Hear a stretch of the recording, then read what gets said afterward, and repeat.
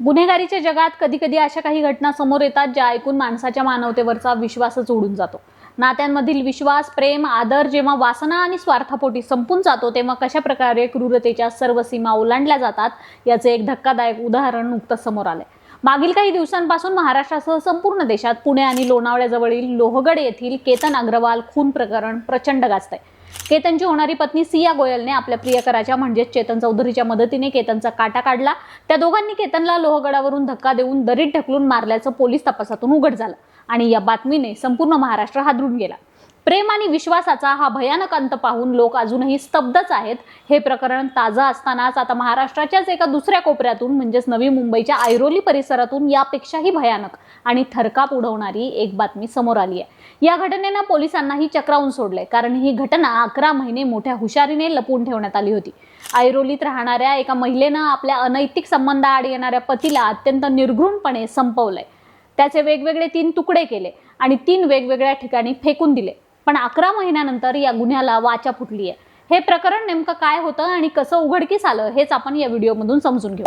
नमस्कार, मी अनुजा आणि तुम्ही पाहताय कार्यारंभ। जणू काही घडलंच नाही अशा थाटात ती जगत होती। पण म्हणतात ना, कायदा आणि पोलिसांचे हात खूप लांब असतात। गुन्हेगार कितीही हुशार असला तरी तो कुठेतरी एक चूक करतोच आणि त्याचं पाप जगासमोर येतं। या प्रकरणातही अखेर तिचं बिंग फुटलं असून रबाळे MIDC पोलिसांनी या प्रकरणी अत्यंत कौशल्याने तपास करत आरोपी महिलेसह तिच्या प्रियकराला बेड्या ठोकल्यात। या संपूर्ण थरारक घटनेमागील मुख्य आरोपी महिलेचं नाव सुनीता कुशवाहा असून तिचं वय 40 वर्ष आहे। तर तिच्या या गुन्ह्यातील भागीदार आणि तिचा प्रियकर राहुल दशरथ प्रजापती हा 30 वर्षांचा आहे। ज्या दुर्दैवी व्यक्तीची अत्यंत क्रूरपणे हत्या करून त्यांना संपवण्यात आलं त्यांचं नाव बलिराम सूर्यनाथ कुशवाहा असून ते 50 वर्षांचे होते। या संपूर्ण प्रकरणाची सुरुवात कशी झाली आणि एका सुखी कुटुंबाचा अंत अशा भीषण गुन्ह्यात कसा झाला हे समजून घेण्यासाठी आपल्याला थोडं मागे जावं लागेल। मृत बलिराम कुशवाहा हे ऐरोली येथील यादवनगर परिसरातील आपली पत्नी सुनीता आणि 2 मुलांसह राहत होते। बलिराम हे आपल्या कुटुंबाचा उदरनिर्वाह करण्यासाठी दिवस रात्र मेहनत करत होते। त्यांचा संसार सुरुवातीला शांततेत चालला होता, परंतु काही काळापूर्वी सुनीताच्या आयुष्यात राहुल प्रजापती नावाच्या तरुणाची एंट्री झाली। राहुल हा घणसोली परिसरातील राहणारा एक रिक्षा चालक होता। रोजच्या येण्या जाण्यातून किंवा इतर कुठल्या तरी माध्यमातून सुनीता आणि राहुल यांची ओळख झाली असावी। हळूहळू या ओळखीचं रूपांतर मैत्रीत आणि नंतर अनैतिक संबंधांमध्ये झालं। सुनीता आणि राहुल एकमेकांच्या प्रेमात इतके अंध झाले होते की त्यांना त्यांच्या वयातील अंतराचा किंवा सुनीताच्या संसाराचाही विसर पडला। राहुल तिच्यापेक्षा वयानं लहान होता, तरीही त्यांच्यातील हे बेकायदेशीर संबंध दिवसेंदिवस गडद होत गेले। रिक्षा चालक राहुलचे सुनीताच्या घरी येणं जाणं वाढलं होतं आणि त्यांच्या या वाढत्या जवळीकतेची कुणकुण अखेर पती बलिराम कुशवाहा यांना लागली। जेव्हा बलिराम यांनी आपल्या पत्नीच्या या अनैतिक संबंधाविषयी विचारणा केली तेव्हा त्यांच्या पायाखालची जमीन सरकली। त्यांनी या सर्व प्रकाराला अत्यंत तीव्र शब्दात विरोध केला। घरात यावरून वारंवार भांडणं होऊ लागली। बलिराम यांनी सुनीताला राहुलपासून दूर राहण्याची आणि आपले वर्तन सुधारण्याची कडक ताकीदही दिली। तसंच राहुललाही त्यांच्या घराकडे न फिरकण्याचा इशारा दिला। पण प्रेमात आणि वासनेत आंधळ्या झालेल्या सुनीता आणि राहुलला बलिराम यांचा हा विरोध सहन झाला नाही।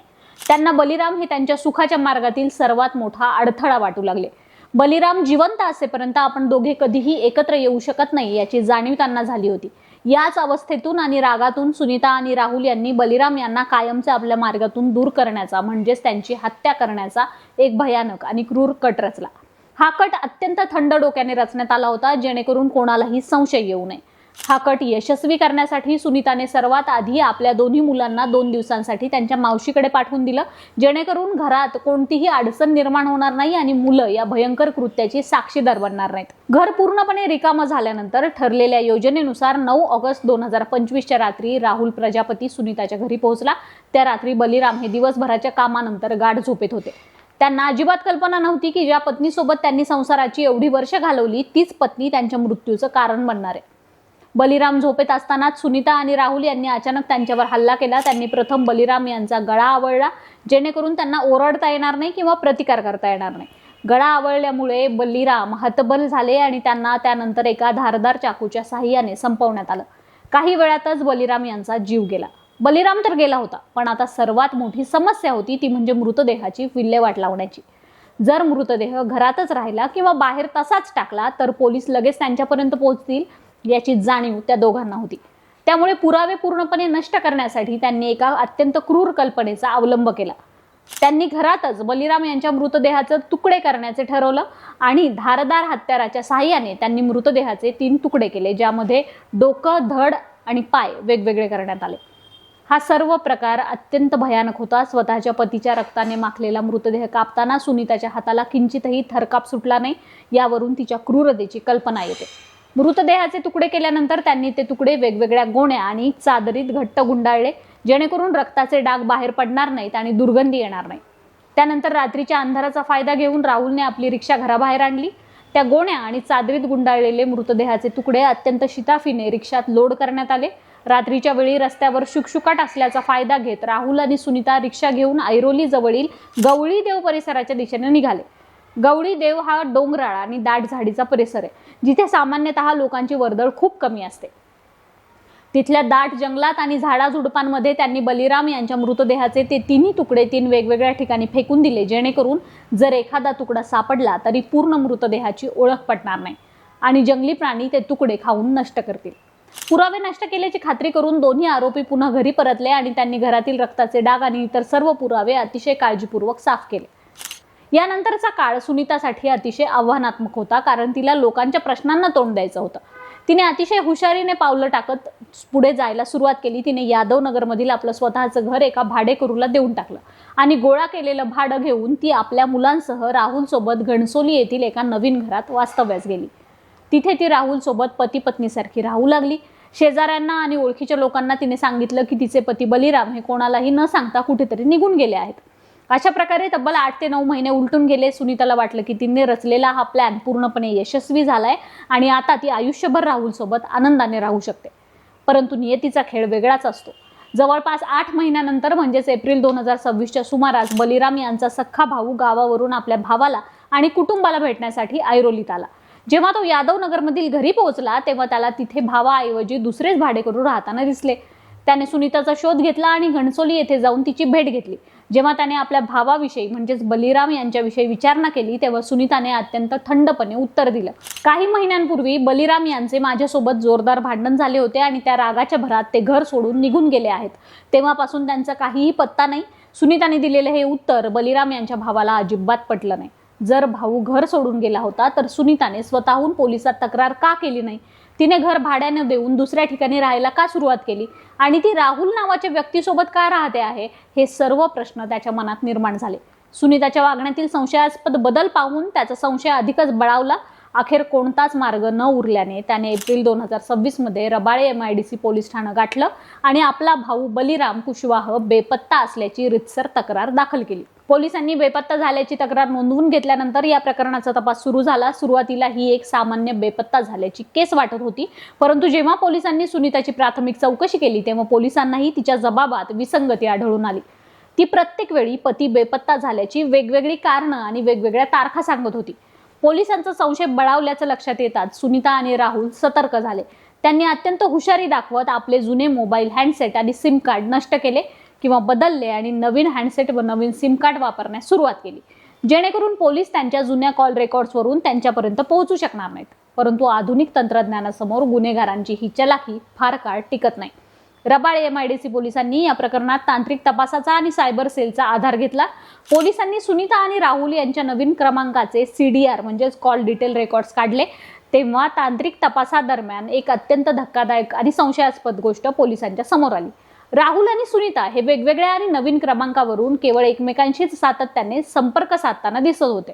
दिवसातून अनेक वेळा त्यांच्यात दीर्घकाळ संभाषण होत होतं. एका बेपत्ता व्यक्तीची पत्नी आणि एका सामान्य रिक्षा चालकामध्ये एवढ्या मोठ्या प्रमाणावर होणारे संभाषण पोलिसांनी संशयाच्या भोवऱ्यात आणलं. याशिवाय सुनीता जेव्हा जेव्हा पोलीस ठाण्यात चौकशीसाठी यायची तेव्हा तिच्या चेहऱ्यावरची भीती आणि तिच्या जबाबातील बदल पोलिसांच्या तीक्ष्ण नजरेतून सुटत नव्हते. अखेर रबाळे MIDC पोलिसांनी कोणतीही घाई न करता या दोन्ही संशयितांवर पाळत ठेवली आणि योग्य वेळेतच दोघांनाही गुप्तपणे वेगवेगळ्या ठिकाणांहून ताब्यात घेतलं. पोलिसांनी सुनीता आणि राहुल या दोघांचीही वेगवेगळ्या खोल्यांमध्ये स्वतंत्रपणे चौकशी सुरू केली. जेव्हा पोलिसांनी त्यांच्यासमोर त्यांच्या कॉल डिटेल्स आणि तांत्रिक तपासाचे पुरावे ठेवले तेव्हा दोघांचीही बोलती बंद झाली. पोलिसांनी विचारलेल्या प्रश्नांना उत्तरं देताना दोघांच्याही जबाबात प्रचंड तफावत आणि विसंगती दिसून आली. सुनीता एक सांगत होती तर राहुल दुसरीच कथा रचत होता.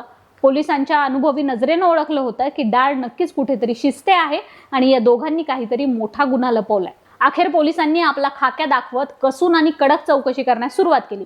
पोलिसांच्या या कडक चौकशीसमोर आरोपींचा धीर सुटला आणि त्यांनी एकमेकांवर आरोप करत अखेर आपल्या भयंकर गुन्ह्याची कबुली दिली। 9 ऑगस्ट 2025च्या त्या काळ रात्री त्यांनी कशा प्रकारे बलिराम यांचा गळा आवळून चाकूने वार करून खून केला आणि कशा प्रकारे मृतदेहाचे तुकडे करून ते गवळी डोंगराच्या झाडीत फेकले, हा सर्व थरार त्यांनी पोलिसांसमोर पोपटासारखा उघडून सांगितला। दोन्ही आरोपींनी गुन्ह्याची कबुली दिल्यानंतर रबाळे MIDC पोलिसांनी तातडीने पुढील कायदेशीर कारवाई करत सुनीता कुशवाहा आणि राहुल प्रजापती या दोन्ही आरोपींना अटक केली आणि त्यांना न्यायालयासमोर हजर करून त्यांची पोलीस कोठडी पोलिसांनी मिळवली, त्यात त्यांना यश आलं।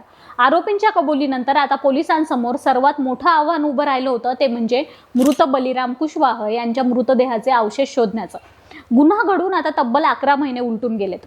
या 11 महिन्यांच्या कालावधीत महाराष्ट्रात मोठा पावसाळा होऊन गेलाय, तसेच गवळीदेव हा परिसर डोंगराळ, अत्यंत दुर्गम आणि जंगली प्राण्यांचा वावर असलेला भाग आहे। इतक्या प्रदीर्घ काळानंतर मृतदेहाचं मांस किंवा कपडे उरले असण्याची शक्यता खूप कमी आहे। जंगली प्राण्यांनी हे अवशेष खाल्ले असण्याची किंवा ते निसर्गाच्या प्रभावाने नष्ट झाले असण्याची मोठी शक्यता आहे। तरीही न्यायालयाने दिलेल्या कोठडी दरम्यान पोलीस आरोपींना सोबत घेऊन गवळीदेव डोंगर परिसरात घेऊन गेले असून तिथे मृतदेहाच्या हाडांचे सांगाडे किंवा इतर काही अवशेष मिळतात का यासाठी मोठी शोध मोहीम राबवतात। या संपूर्ण घटनेनं नवी मुंबई आणि संपूर्ण महाराष्ट्रात पुन्हा एकदा खळबळ माजवून दिली आहे। अनैतिक संबंध आणि क्षणिक सुखाच्या मोहापायी एका महिलेनं आपल्या हसत्या खेळत्या संसाराची कशी राख रांगोळी केली हे यावरून दिसून येत आहे। ज्या पतीसोबत तिने सुखाचे दिवस पाहिले, 2 मुलांना जन्म दिला, त्याच पतीचा तिने इतक्या क्रूरपणे अंत केला। या गुन्ह्यामुळे बलिराम यांचा जीव तर गेलाच आहे, पण त्यांची 2 निष्पाप मुलंही आता पोरकी झाली आहेत। वडिलांचा खून झालाय आणि आई त्याच खुनाच्या आरोपाखाली जन्मठेपेची किंवा फाशीची शिक्षा भोगण्यासाठी तुरुंगात गेली आहे। त्यामुळे या मुलांचं भविष्य आता अंधारात सापडलंय। गुन्हेगार कितीही हुशार असला आणि त्याने कितीही नियोजनबद्ध पद्धतीने गुन्हा केला तरी कायद्यापासून सुटका नसते, हेच या घटनेनं पुन्हा एकदा सिद्ध केलंय। तब्बल 11 महिने ज्या मर्डर मिस्ट्रीचा सुगावा कोणालाही लागला नव्हता, तिचा शोध पोलिसांनी आपल्या तांत्रिक कौशल्याच्या जोरावर लावलाय। रबाळे MIDC पोलीस या प्रकरणाचा पुढील तपास अत्यंत गांभीर्याने करत असून आरोपींना जास्तीत जास्त कडक शिक्षा व्हावी यासाठी भक्कम पुरावे गोळा करत आहेत। बाकी या धक्कादायक घटनेबद्दल आणि नात्यांमधील अशा वाढत्या गुन्हेगारीबद्दल तुम्हाला काय वाटतं हे कमेंट करून सांगा। कार्यारंभवर नवे असाल तर सबस्क्राईब करा, व्हिडिओला लाईक करा, शेअर करा। कार्यारंभ डिजिटल या आमच्या फेसबुक आणि इन्स्टा पेजला फॉलो करायला विसरू नका। धन्यवाद।